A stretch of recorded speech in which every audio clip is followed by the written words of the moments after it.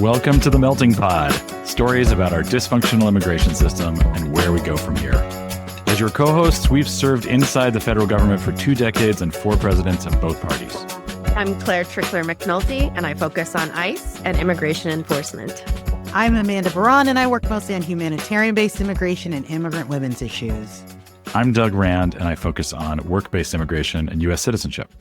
Doug, it's me, Amanda. I know we have an episode to record today, but I have a flat tire and I have to get it fixed because I have to pick up my kids later on. Well, of course, that's definitely more important. Most things aren't more important than podcasting, but that sounds like one of them. So we'll catch you on the other side. Great. Well, good luck with that. I know it's going to be a great episode and I can't wait to listen to it. Thanks, Amanda. Good luck with the flat. Thanks.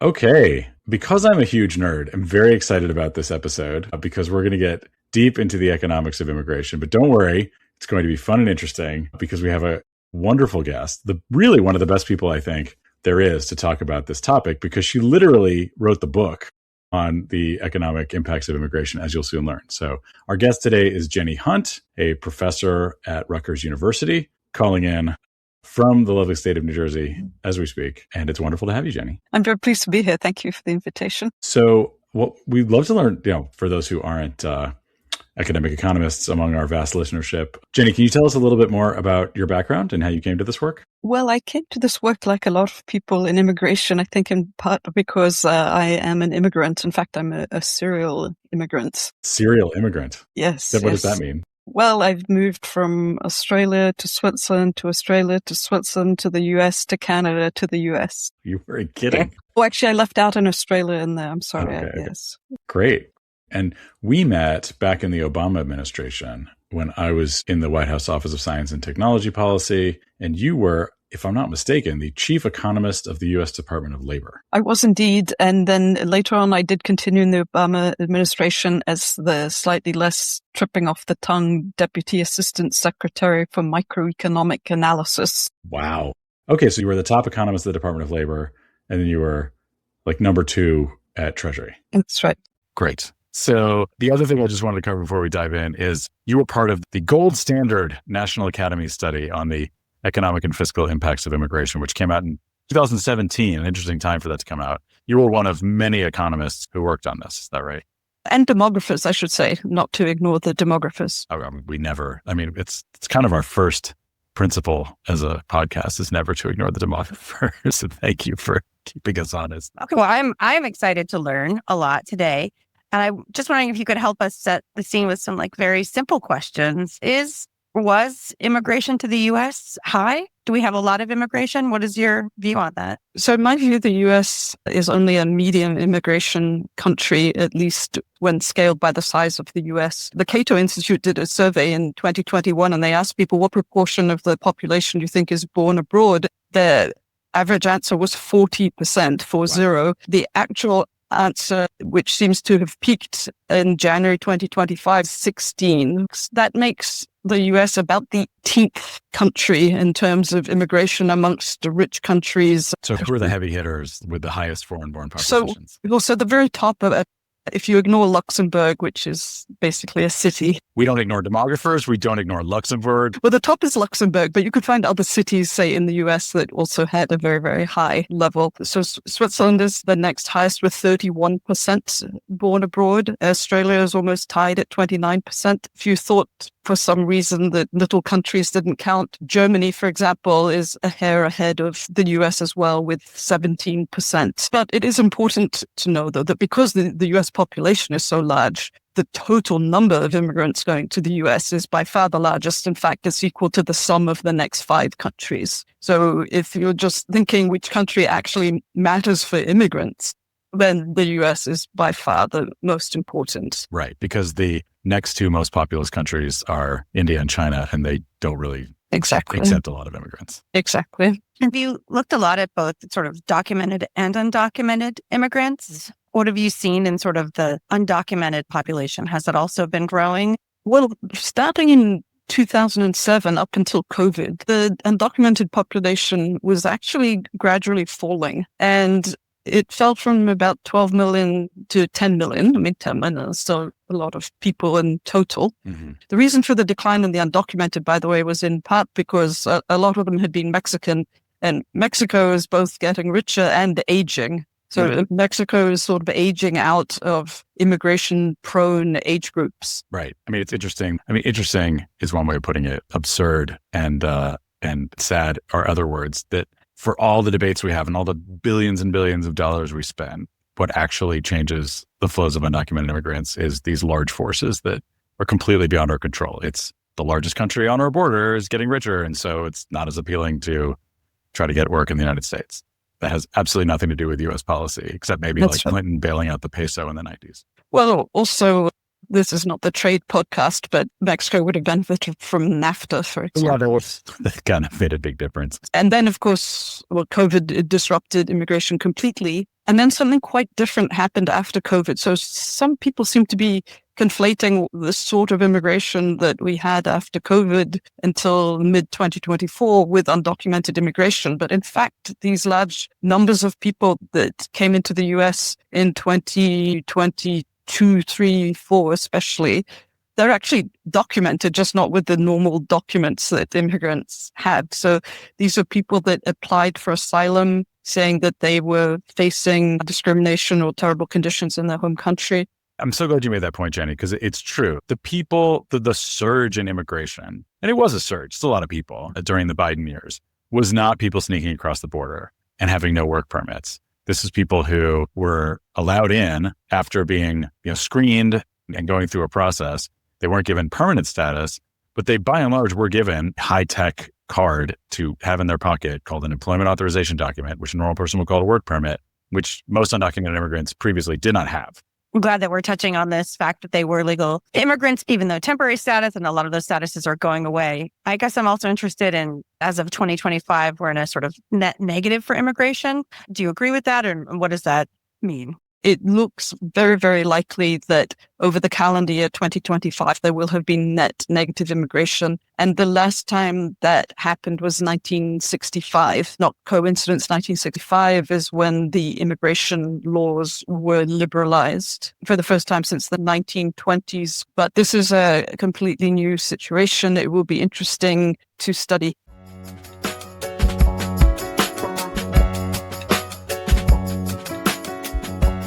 Okay, so let's get into the question that comes up again and again and again. Is immigration good? Is immigration bad? For whom? And we'll start with the positive case. You don't have an axe to grind. You're an academic.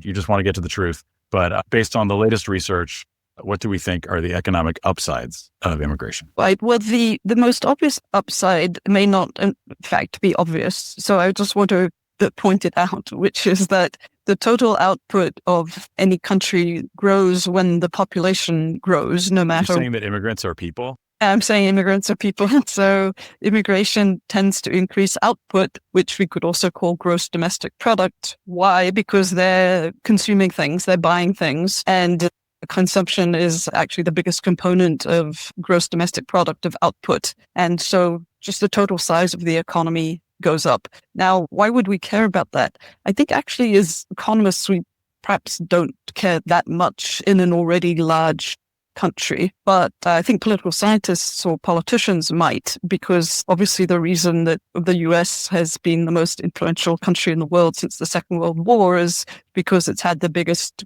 gross domestic product. So that is something very relevant for world affairs. I think there are thoughtful people in the immigration advocacy space who were kind of self-critical, saying like, oh, every time we use these arguments about GDP, like, what does that mean for a regular person? A regular person doesn't care about the overall GDP. They care about their own wages, their own prospects. I should point out that it's actually surprising how many things economists agree about. So there are a lot of arguments, but they're actually about a very tiny part of the question of the impact of immigration. And so all economists agree that immigration benefits the native-born as a whole. And as a whole, the average native-born person. The average native person is better off. And what's the reason for that? The reason is that the more people you have, the more people can specialize in doing what they do best in work. And that means the more productive people are. And more productivity means higher output per person. And one aspect of this is also that some natives are more productive because they actually complement, they work cooperatively with immigrants who are different from them. And that's one of the things, in fact, that boosts the productivity. And so the average native is better off. When you say better off, can you break that down for a layperson? Well, actually, so we're still here talking about output per person. So GDP per native person. One thing I would firstly like to emphasize is that even low-skilled immigration increases the productivity per native. But it is true, though, that high-skilled immigrants might increase output per native even more because they might actually increase growth. If they're skilled and they're innovating and discovering things, this could actually generate growth. So it could be compounding continuous growth year after year in GDP because of new inventions and technology that the immigrants have made. And that's thought to be a very important driver of increased economic well-being over time. Okay, this is the part I've been dying to ask you about. For people who don't live in DC or aren't nerds like myself, the National Academies is this beautiful building right on Constitution Avenue. It's got this giant statue of Einstein out front. It's like the crown jewel of scientific expertise in America, and it's often used by Congress when they really want to do like a in-depth study and get to the heart of something. If you had to summarize the National Academy study or like the state of literature and like who are the winners and losers for immigration in as few words as possible, what would it be? So we haven't got on to the group that's the losers in the labor market amongst natives, the native-born high school dropouts. I will point out there are not many of those people anymore. So of the working age population, it's about 10%. But those are the people complete high school who did not complete high school.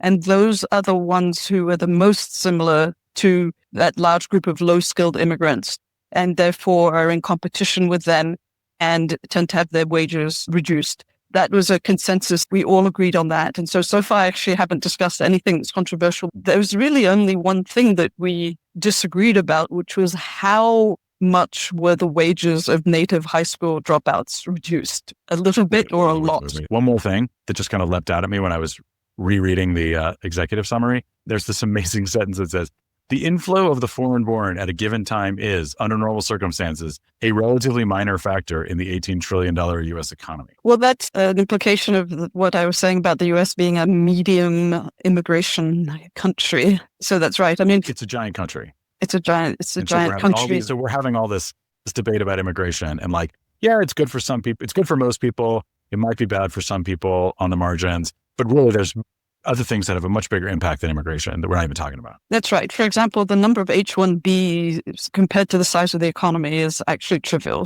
And it's just interesting that that's where it is when you have basically our entire government and, this administration saying that, right, like immigration is the focus. And this is, mass deportations will cure all ills. It's quite a contrast. So I'm glad we're having this conversation. That's right. And so there's this bitter irony where you spent, I don't know, how many years on this project? It was, I lost track, but 3 maybe? God, 3 years, dozens and dozens of economists and demographers, this huge study, which, generally says all the things that you've been talking about. And then in 2017, like a month or two after Trump is inaugurated for the first time, he has his first speech before a joint session of Congress. And in that speech, he says, the current outdated immigration system depresses wages for our poorest workers and puts great pressure on taxpayers. According to the National Academy of Sciences, our current immigration system costs America's taxpayers many billions of dollars a year. So, wow, you got cited in basically a kind of a State of the Union address, except was any of that accurate? It depends if one wants to be generous or not. So let's be as generous as possible. The report is hundreds of pages long. Right. We here on the podcast did just discuss that native-born high school dropouts wages fall. So if you're just being a little bit coarse and not getting the nuance of on average, there's no negative effect, but there is this one small group that's hurt. Our poorest workers in President Trump's terminology. Somewhat correct.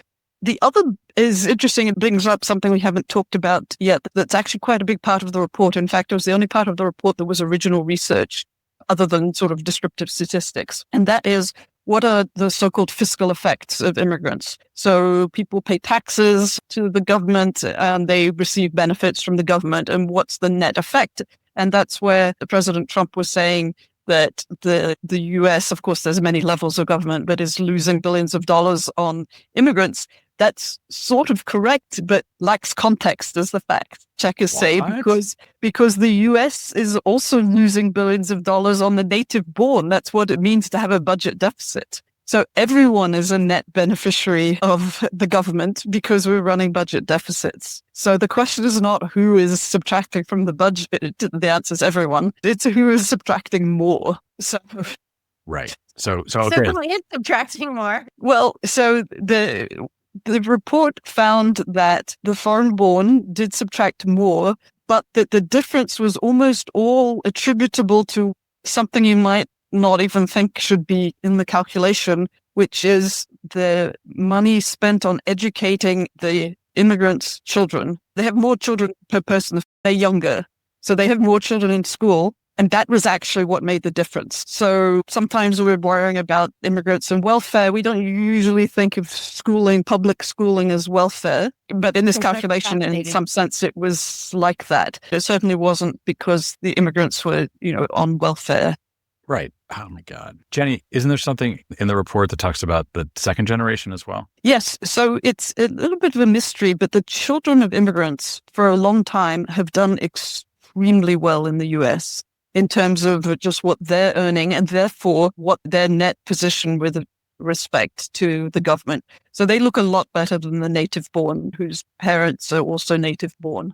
So children of immigrants are the biggest positive contributors to the budget. There's no sort of theory that would explain why children of immigrants would do well, because in fact, in Europe, children of immigrants do poorly. But in the US, it's been going on for decades that USA, baby. Yes, that the best performers are the children of immigrants. Well, it's interesting because you were saying that really the cost of the immigrants is educating those children, right? Like in some ways that's exactly. And then educating those children to turn them into the biggest producers. We're blowing billions of dollars a year educating these children who then grow up to be productive members of society. It's unacceptable. Exactly, that's right. This is so crazy. So what we end up with is you put your blood, sweat, and tears into this incredibly methodologically rigorous and empirically rich report. And then Trump and his people, almost one of the first things they do in a major speech in the White House is say, let's cherry pick everything we can from this report that looks bad about immigrants and mischaracterize. That's right. How did that make you feel? Well, on the whole, I indeed wish that more people were citing this report in terms of the big picture conclusions of the report, rather than occasionally picking out some, paragraph that suits their purpose. But still, I did feel a lot of satisfaction. I still do, that it's there if people want to consult it with an open mind. Again, it was the consensus of a large number of economists and demographers. So I think its existence is very important. I agree. I wish its existence were less often misconstrued. I don't want to be a complete just booster without acknowledging the economic literature. As we always say in this show, there is a kernel of truth to all the anti-immigrant rhetoric. And it is the consensus of economists that yes, if you are a high school dropout and the only jobs available to you are jobs that really require no education whatsoever, then yeah, you might find yourself competing with people from other countries who also are competing for those jobs. And you might see your wages go down as a result. And that is a downside of immigration for that population, which is a small population in the United States. So I wanted to ask you two questions about that. Number one, it sounds like what you're saying is that may be true, but the net positive for everybody else would tend to outweigh that pretty dramatically. That's subjective, but I would say so. Okay.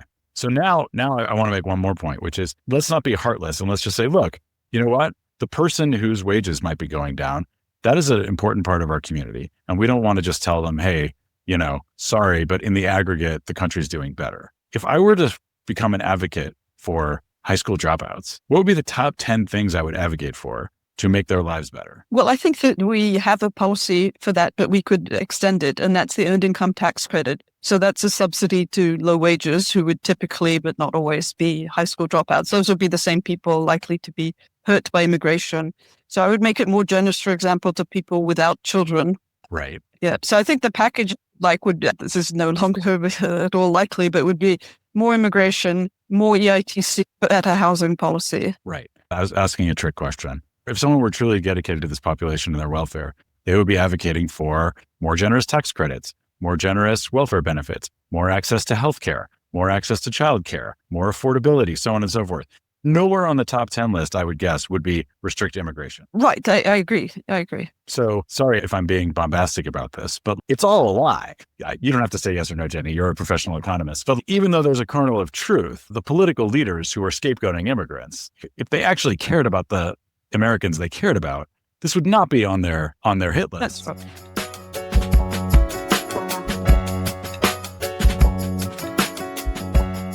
So we talked about Donald Trump, who, will shock nobody by playing fast and loose with the actual primary source, but you might think the New York Times would have higher standards. This is such a beef I'm about to get into. This is Doug's Here we go. Here we go.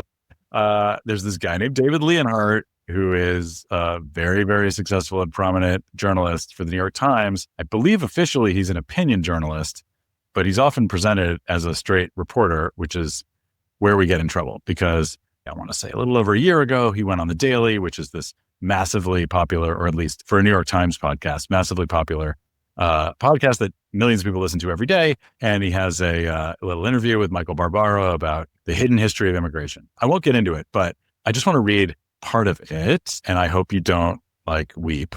What a lead in. Okay. So this is this long interview about how Americans don't actually want the levels of immigration that we're seeing. There's no evidence for that. So, the whole premise is based on nothing, but let me get specific. So Michael Barbaro asks regarding immigration, what about the costs? And David Leonhardt says, economists have been looking at this for a long time. And I think perhaps the best summary is this 2017 report from the National Academy of Sciences, which brought together some of the biggest experts on immigration in the country and looked at immigration's effect on all kinds of things, including on wages. And that report produced a table where they listed a whole bunch of studies, all the studies that cleared their bar for really trying to tell us something important about how immigration affects the wages of native-born Americans. And when you look at that chart, you will notice something. It is dominated by negative numbers, which is to say that more immigration does tend to reduce wages, particularly of the least educated, lower income workers. So in a way, I was happy that he pointed out that table because I drew up the table. So I'm glad that people are... This is your table. This is my table. The reason there are a lot of negative numbers is that most of the numbers are about, in fact, high school dropouts, and sometimes even smaller groups, because people have really just been cutting the groups, the native-born groups, finer and finer in an attempt to find there must be somebody who's hurt. Let me just understand here for a second. David Leonhardt says to millions of people that this chart, your chart, Jenny's chart, is dominated by negative numbers, which is to say that more immigration does tend to reduce wages, particularly of the least educated, lower income workers. And from what I'm hearing you say, that is false. Immigration does not tend to reduce wages. That is true only for the least educated, lower income workers. So my question for you is, why was that not stated more forthrightly in the study? It sounds like the study is pretty loud about the negative wage impacts on high school dropouts, but it's not loud about the positive wage impacts for everyone else. Well, again, strictly speaking, yes, you're right, but that's because there is only one paper that literally found what we call a statistically significant, so statistically meaningful positive effect on any group. Usually it just finds zero. The positive effect, so if it's negative for high school dropouts and it's zero on average, it has to be positive for someone, but nearly everyone is in the non-high school dropout group. That's 90% of the people. So that positive may be, so tiny that we can't find it. But I thought we did emphasize that zero on average. And then, yes, we spent, at least particularly in the table, a lot of time talking about the negative for the high school dropouts. Again, not emphasizing so much. It's only 10% of the working age population. But that matters because they're the bottom. And so we are worried about the absolute wages, about inequality and so forth. I have 2 points I wanted to get to you. So one is, sorry, I need to read the next exchange. And should I do my Michael Barbaro impression or not, Claire? I don't know. What do you think? I think you should try it. Why not? That makes intuitive sense, because if you have more people, especially at the lower education and skill level, suddenly seeing the same work, then the supply of that work has gone up, and therefore wages for it will go down. You're going to love this. David Leonhardt responds, of course, it's one of the most basic laws of economics. Yes, exactly. So that was actually more upsetting than the other thing that he said. So this goes back to what I said at the beginning, which is that immigrants consume. You have more people, it shifts out labor supply and it shifts out labor demand, because immigrants consume goods and services. To make those goods and services, you have to hire more people. That's more labor demand. And so I like to think of the simplest approach being suppose the immigrants and the natives were actually identical, and you got a whole lot more immigrants. We expect that the economy would expand to take into account the greater demand for goods and services, which would mean also getting more machines, capital, computers. And we think that in the end, you would end up with the same wages, the same prices, just more of everything, more goods, more services, more workers. But if everyone were the same, there wouldn't be any change in wages or prices. You just have more of everything. That wouldn't be a good example for an economy that, for example, that was agricultural based and there's only so much land and you have more and more farmers and then just less and less land per farmer. It can't scale up. But the economy that we have today, it can scale up. And in general, immigration is not unexpected, most of it. And so the businesses are anticipating this growing demand. And so they're anticipating increasing their capital stock and their machines and their output. So both the negative impact and the benefit come from immigrants being different. So when immigrants are different, that's when you get increased specialization, increased productivity, increased output per worker, per native. But it's also because they have a different set of skills. That's also where you get the losers being the ones that are the same as the immigrants and the winners being the ones that are more different. And this is an unfair question to ask, but we didn't talk about George Borjas at all. Is that a good thing or a bad thing? It might be a good thing. George Borjas, Harvard economist, immigration skeptic, member of the panel that was, along with you, Jenny, on this National Academy study. So he is someone that is constantly cited by this administration. In fact, he was part of this administration. He was a White House economist until recently. Right. And he said himself that he was behind the $100,000 fee for the H-1Bs for people outside. He wants credit for that. Wow. Okay. So what is the deal with this guy? Why is he simultaneously cited by and employed by restrictionists on the one hand, but on the other hand, signed on to the generally pro-immigrant, this magisterial study that basically said immigration has positive fiscal and economic consequences? Well, the main thing that we disagreed on and therefore did not pronounce on the report is how much the low-skilled are hurt. He feels a lot. I feel a little. And so that does make a difference. Although you'd still think maybe there would be another policy that could help them so that we could have sort of the best of both worlds. He also sometimes talks about non-economic factors. So he also criticizes, though not in the report, high-skill immigration. And both in print and orally, I've heard him mention that no low-skill immigrant ever blew up a building in the US. So we could classify that as crime. I mean, he's thinking of 9/11. Where he said in this in print that like I can show you where it is in print. Terrorists had college education. We should have fewer college-educated immigrants. Well, he doesn't then actually say that last sentence, but that seems to be what he means. And then he has a paper which is actually an excellent paper where he shows that the immigration of Russian mathematicians was on the whole not good for American mathematicians. And so he tries to generalize that to, well, skilled immigration could be bad. But one can think of many reasons why mathematicians employed at universities are not really not very representative of the labor market in general. Because there's like a fixed number of faculty positions. It's basically a fixed number, exactly. Also, it's so funny because like that scenario just kind of proves the opposite of what he's trying to prove, which is like, of course, as Americans, we'd want to scoop up all the best mathematicians in Russia, even if that makes life a little harder for the U.S. mathematicians, because don't we want the best mathematicians in general? I think you're right. I hadn't thought of it that way, but I think you're exactly right. But so when he looks for actual evidence to lean on, he talks about that paper, which again, it's an excellent, very clever, good paper. But I just don't think useful for the making more broad points.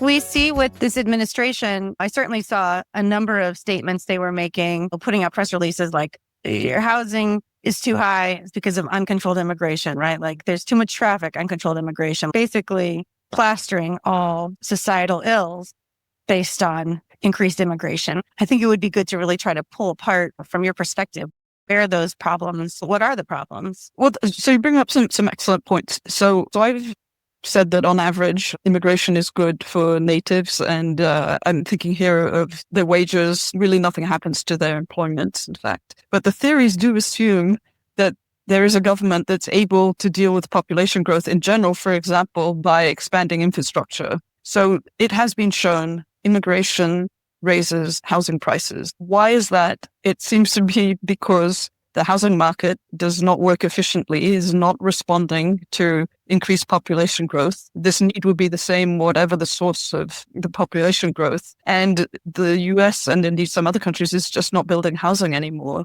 And so if you think of the housing stock as essentially being fixed, then yes, its price will go up when the population increases. And it seems indeed to be doing that. It may be more to do with local governments and in part restrictions, zoning, impeding increased densification of housing. I would say that what we should do is make the housing market efficient rather than stop immigration, which has all these benefits.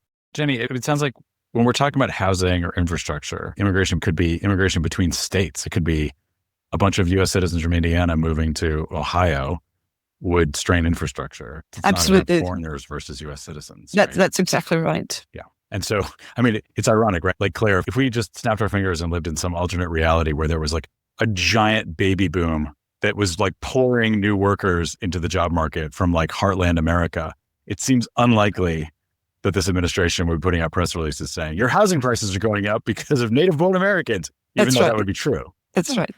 Before we move on, there's one other question I wanted to ask. I'd play devil's advocate. Another economic downside that doesn't sound crazy, and sometimes you hear from the left, not just the right, is that, you know, employers want quote unquote cheap labor.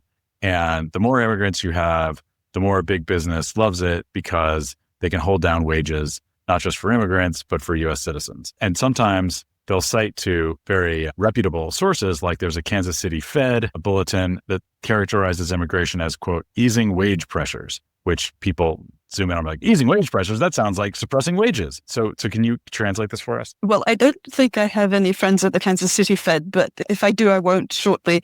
So that report is actually embarrassing. God, we're getting some spice. The level of analysis there is sort of at the undergraduate level. Damn. So it's looking at post-COVID, the recovery in immigration, lowered wages. But then they have a footnote that says, oh, and by the way, it actually cites that National Academy's report. If you use their standards, this isn't actually causal evidence. And it's completely unconvincing. So there's no reason to use their little graphs to change one's view about the vast literature summarized in the report and the more papers that have been written since then. However, having said that, we haven't actually studied yet what the impact of immigration in this post-COVID period has been. And we'd expect it to be similar to before, but you never know. They're different people. And in fact, I'm doing that right now. We had to sort of wait till now because we needed the 2024 data to be available, which in part due to government shutdowns was delayed. We haven't finished yet, so I'm not going to give any results. You're going to keep us in suspense. I'm going to keep you in suspense. And then I would say, I think there's the occasional situation where I think that left-wing criticism is true. It's true in a way of the agricultural workers, although the choice is really between having immigrant agricultural workers and just mechanizing even faster. And just importing crops, right? The third choice would be importing crops. Shut down the farm. And then only the fourth choice would be attempting to get the native born to work as agricultural workers. Agricultural work is one of the few jobs where you can really say definitively, US born people will not do these jobs. Exactly. Even if you would doesn't matter how high you raise the price. I mean, I guess you could raise it so high. Well, at some point, shut down the farm, right? Exactly. There's some wage at which I would be an agricultural wager also, but that's not a wage at which the farm would be profitable. Right. So, yes. So that's why. And so you're saying the move with like a reduced immigration inflow, the farms will just do more automated farming. They will just get machines to do it. It's not actually going to like hire more U.S. workers. No, in agriculture, that's absolutely not the case. And there's even a couple of empirical studies showing that. That's been shown for the end of the Braceros program, which was a temporary agricultural program in the 50s and 60s, ended in 1964. What happened when those temporary Mexican agricultural workers were not renewed is there was an acceleration in automation. That's also been found for the 1920s quotas that were introduced to really restrict immigration that lasted till 1965. One of the results ones found is that there was mechanization of agriculture. Sure. So I guess just as we're getting through this and thinking about it, what is one thing that you really wish Americans understood about immigration that you don't think that they do? I do want to mention, this is sort of a pet peeve of mine, but economists generally, which is this notion of labor shortages, which I think actually has a very nefarious effect on policy and understanding of lots of things, but including immigration. So often you hear on the pro-immigration side, and for example, after COVID, and in fact, the Kansas City Fed article said this. It said, we had a labor shortage. So a shortage by definition is something bad that you have to fix.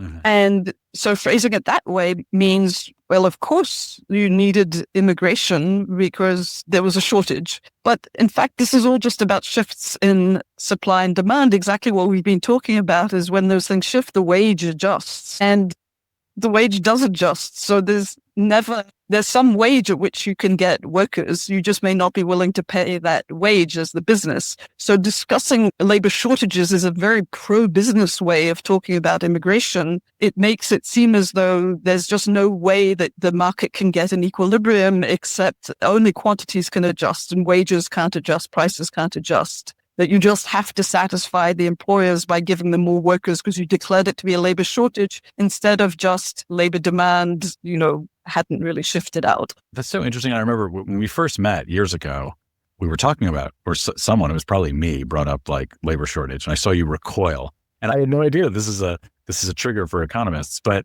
it is so pervasive, this concept. And still, it's hard for me to let go of it because it's everywhere. And it's not always pro-business either. So how would you respond to this? Sure, you always hear, business groups talking about how we can't find the workers we need, right? But you also hear groups, worker advocates, labor unions, people on the left saying, there's not enough caregivers in America. There's not enough doctors in America. They're using the language of shortage in a different way. So what are they getting wrong that you wish we could understand? I think actually that healthcare workers is an excellent set of occupations to talk about in conjunction with immigration. I think one should say, well, the welfare of the whole US could be better if we allowed more immigration of healthcare workers. But that's not the same as saying that there was a shortage. So a shortage means that supply doesn't equal demand. And in the labor market, it just doesn't happen that there's just more demand than supply because the wage would go up. That's the supply and demand framework. But it could be, though, that if in particular markets like healthcare worker market, that bringing in more healthcare workers, for example, it might lower wages of healthcare workers. It's a complicated market. It might not, but it might. But nevertheless, the benefit to the consumers might be so great that we would think that would increase welfare.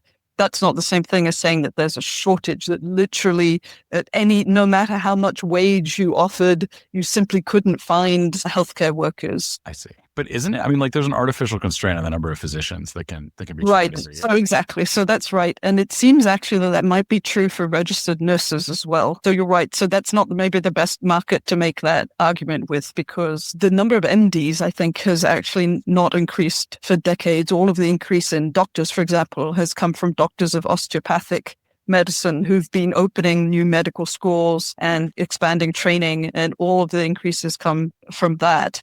And it seems as though there's really a bottleneck. Well, the reasons for it, I'm not sure. But with the registered nurse training, there just has not been an expansion in nursing schools places. So you're right so there's somehow the market for nursing schools. So usually even in education, which is often not for profit, but in the US, usually, things respond to signals, and the signals of the market that we need more nurses, and somehow the nursing schools are not responding to that. And so you're right that in those particular cases where really things are not adjusting, then you might be able to talk about needing doctors and registered nurses. That would be among the exceptions. I agree with you, actually. Yes, Still can I- wouldn't be, I wouldn't really say a shortage, but the wages would be much higher than they should be, than would be ideal for overall welfare. Yeah, maybe that's what this overall welfare concept, because I hear that you're saying that it's not exactly a labor shortage because you could just increase wages to find people to fill it, but where different parts of the population who may be quite vulnerable, who then would be responsible for paying that increased cost to get the care, right? You would still be negatively impacting Right. like people that need long-term care, et cetera, increasing the cost of like nurses and medical and care staff. That's right. Are there any other terms that you detest as an economist that we should stop using? There's one, but I'm not sure that it's very related to immigration. But I'm always distressed when people talk about countries competing. So firms compete, actually even workers might compete, and countries could in theory compete, but in practice they don't. So what really influences how well off a country is its productivity, and that seems to be determined entirely by what you're doing at home. It's not really determined by what other countries are doing. So if other countries are becoming rich, that doesn't make the US poorer. I've realized that's one way that economists think differently from not everyone else, but a lot of people. It's not a zero-sum game. There's not some amount of world GDP out there and everyone's fighting for their slice of that fixed pie. Oh, that's 100% how normal people think, including very well-educated people, including myself half the time. And I don't even realize it. Mhm. You think like there's a certain amount of money out there and we're just, it's a scramble for who gets their Right. slice. And likewise with the labor market, the same concept. So a lot of people think, even in the concept of when thinking about unemployment, that there's a fixed amount of work to be done. And because there's this fixed amount of work, if you have 2 immigrants come, that means 2 natives are not working. But again, the 2 immigrants who are coming, they're buying more goods and services. So there'll be more need for workers. So yes, I think thinking about the pie not being fixed is an important way of thinking that would be good to spread. Well, I guess to be fair, human beings did live in a zero-sum world for the first several 100,000 years. And the pie's only really started growing since the Industrial Revolution. So, give us some time to catch up. That's true. In most people's minds, the idea of someone willing to work for a lower wage is going to bring down wages. And if businesses just want to bring in cheap labor, it brings to mind things like, I don't know, like the building of the Transcontinental Railroad, where the railroad bosses had a bunch of U.S. citizen workers, and they brought in the Irish immigrants who were willing to work for less, and the U.S. citizen workers were pissed off, and then they brought in Chinese immigrants who were willing to work for even less, and there were horrible race riots. And I feel like that's still in our minds to some extent, but what you're saying is, no, that was then. That was 150 years ago. Now, U.S. citizens are generally educated and privileged enough that there's no wage you could pay them to pick crops Yes, that's right. without having no business that could function in this country. Yes, exactly. That's right. And so this pitting groups against each other has this historical resonance. Back when 150 years ago, there were a lot of people who didn't complete high school in America. That's right. Exactly. But that's just not our country anymore. That's right. Well, I think, that's one of the reasons that in the current environment, they're reaching for other problems than that. So, it might be worth mentioning, since economists do actually work on this as well, that the incarceration rate of immigrants is about 1/4 that of natives. We don't actually know the crime rate because we don't have crime statistics by, birthplace, but we do know incarceration rates. It's about 1/4. Undocumented, it's about half. It's not zero, though. Some people might say, one more crime is one more crime. On the other hand, as the population increases, the probability that you're the victim of that crime also goes down. It's again about sort of scaling. So on average, the crime rate actually goes down in the US, not in other countries, but in the US, it goes down with immigration. There's so many things we could talk about. But one more thing, in the spirit of immigrants are just people who happen to be from somewhere else, what's the optimal population policy for the United States? Because if we look at US population, I think most people would say growing is better than shrinking. Find me a mayor of any party or a governor of any party who wants their state or city to shrink. Nobody wants their city or state to shrink. So the U.S. population growth rate has been positive, except for the 1918 flu since the 1900. I looked it up, but it's varied a lot. So in the Ellis Island era, we were averaging about 2% population growth, net population growth a year. And then during the Depression and after the immigration restrictions, it was down to like 0.5%. In the 70s, 80s, and 90s, it was about 1% per year. And now we're back to like 0.5%-ish on average, right? And the trend is not good because native-born fertility is plummeting. And so we're going to go negative soon without immigration. I worked a lot early in my career on East Germany, which everybody left after German reunification. And I had a friend who worked in one of the Eastern state governments, and it really is not fun presiding over a shrinking place. Definitely not at all fun.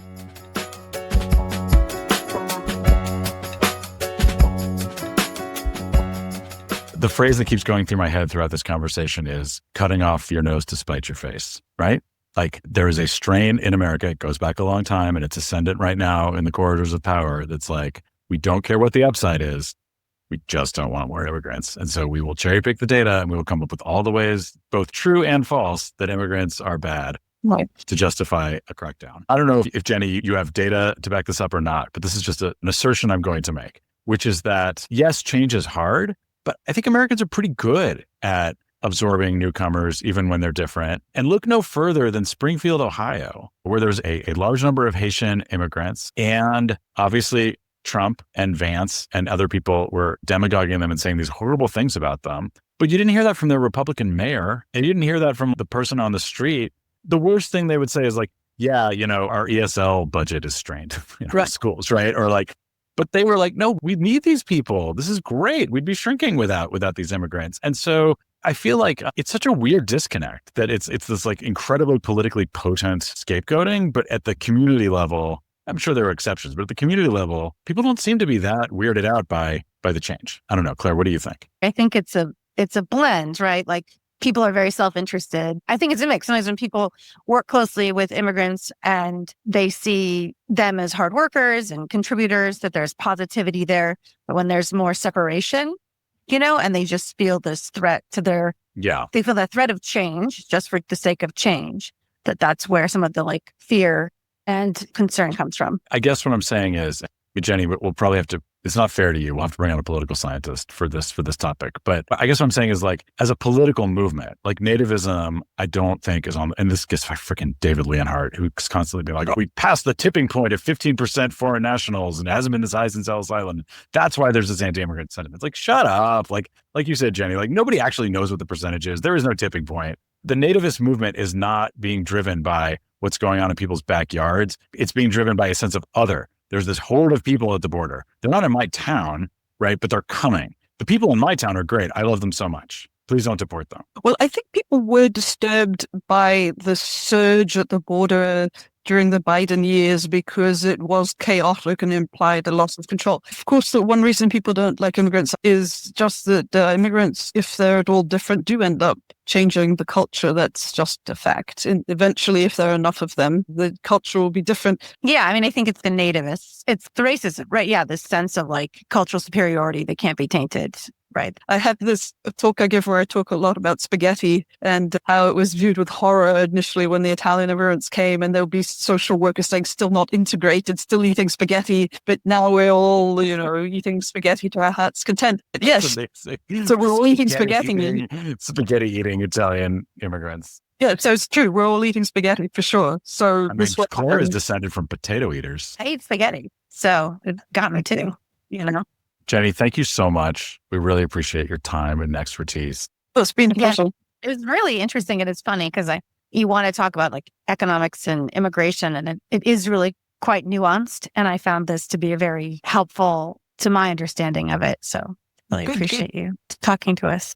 Thanks for melting down with us today. You can follow and subscribe to The Melting Pod wherever you get your podcasts. Our website is meltingpod.org, and you can find us on YouTube and Instagram.